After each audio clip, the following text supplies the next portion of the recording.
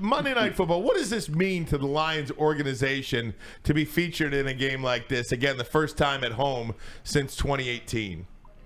Well, I think it means a lot, and I think you can go back to last year, and I think it really started with the last game of the season when the Lions didn't have the only prime game they had was Thanksgiving Day, and I'm not going to say it doesn't really count because it does, but it's different. It's 12:30, it's Thanksgiving, and they've been playing that since 1935, I think.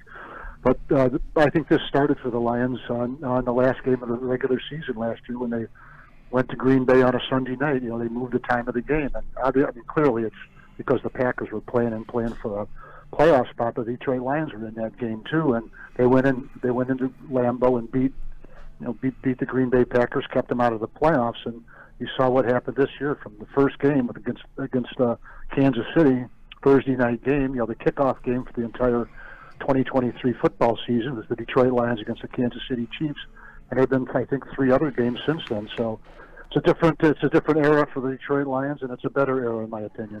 Hey, Mike, talk to me about the impact of the crowd.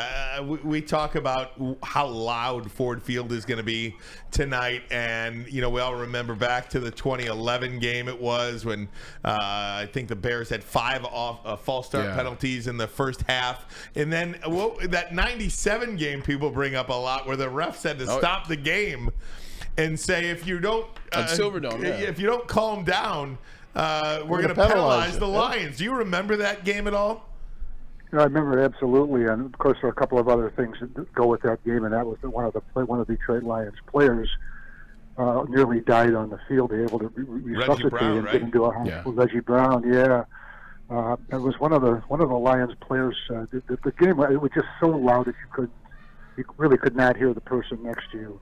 But it got absolutely just still quiet when Reggie Brown was, when they were tending to Reggie Brown. And one of the players said after the game, it went from being the loudest place on earth to the quietest place on earth, and it really did.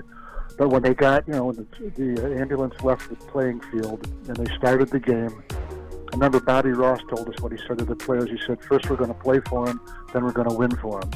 And they did exactly that. But once they got back on the field, the noise started up again like nothing had happened. That, to me, probably was the loudest I've ever heard in Detroit anyway, and probably in any football game.